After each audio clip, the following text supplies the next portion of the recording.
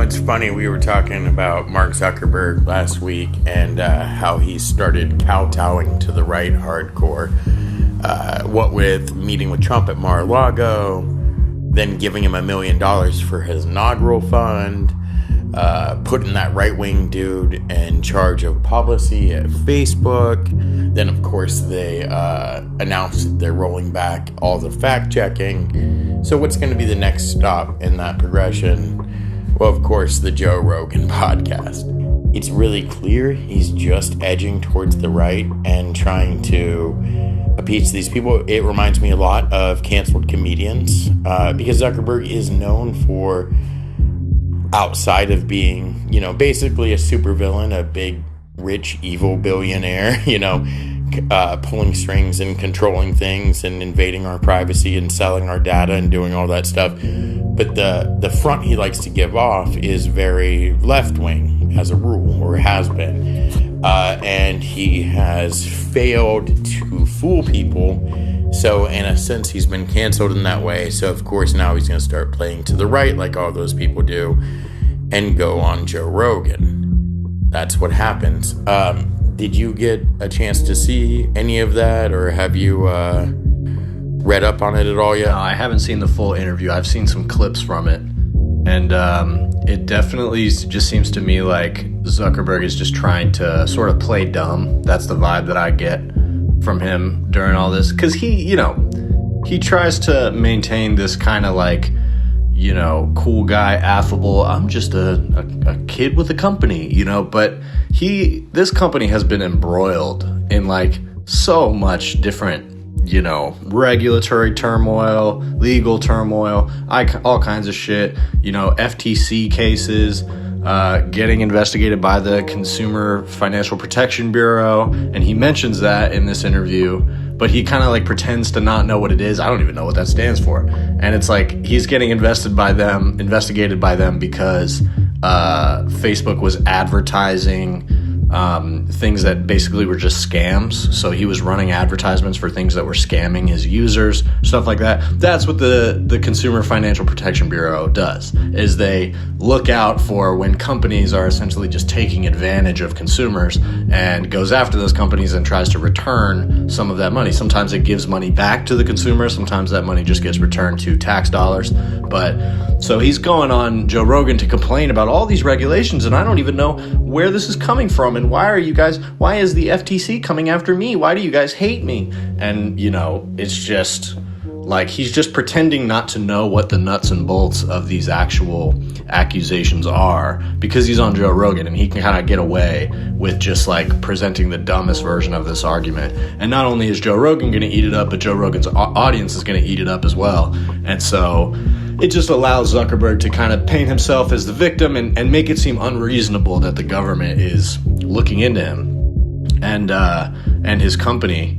And, that's exactly what they should be doing. And one thing I think is interesting is that another clip I saw, I don't know if it was with Zuckerberg or it was in a different interview, but he said something about how it makes sense that Zuckerberg is leaning in more of a libertarian direction now, because nothing will turn you into a libertarian like learning jujitsu.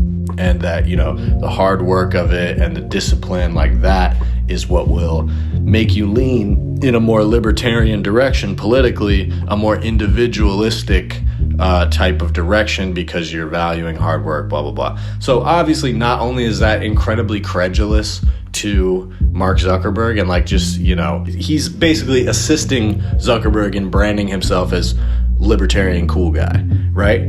But then he's also completely bastardizing even the concept of being a libertarian, because a lot of libertarians would not even look at Zuckerberg as like a legitimate example of prosperity. You know what I mean? Like most of what Zuckerberg has built his entire career on and his company on is, stuff that goes against like competitive practices and like just profiting off of nothing essentially, and speculation, you know, profiting off of like speculative value instead of actually providing a product that sells well, and cronyism, doing exactly what he's doing now, sucking up to an incoming administration because he wants he wants Trump and Trump's administration to protect him from like overseas regulations and shit. That's why he's doing this. And like, that's what libertarian, the ideal, is supposed to be against. You know what I mean? They will at least pay lip service to being against government cronyism, even though at the end of the day, that's what libertarianism like leads to, because endless pursuing of profit is always going to lead you towards government corruption, bribery, cronyism, that kind of shit, revolving door politics.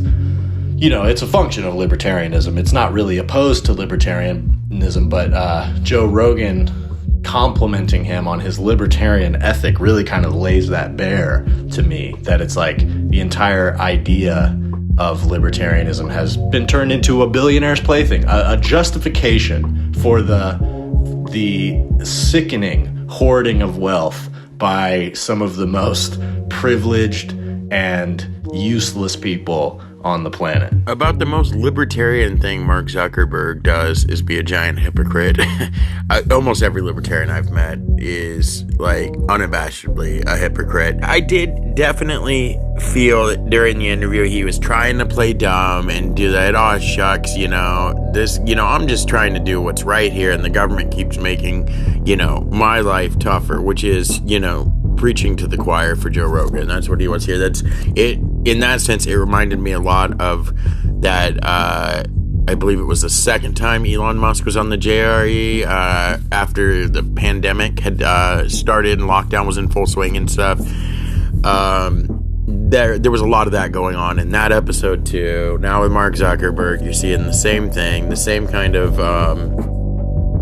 as well as the same kind of reputation laundering these guys keep doing lately on JRE, and it's just gross. Yeah, it's crazy how at this point Joe Rogan's platform is like just used to launder the reputations of these billionaires. Fucking Zuckerberg, Elon. There's this other douchebag that went on there and he was talking about the Consumer Financial Protection Bureau and like trashing it and, trying to make the case that this horrible agency that's completely, it's Elizabeth Warren's pet agency that she can do whatever she wants with, and it just goes after poor little businesses for no reason, and it attacks them and it does horrible things to them. And it's like, obviously it gets no pushback from Joe. And I don't know, that's just what his platform is at this point. He just lets people come on and just like fully kind of, just uncritically present their worldview. And so what do you think the move is with this whole lifting of like regulations on what people say on the meta platforms? Like that thing you mentioned things like calling trans people freaks.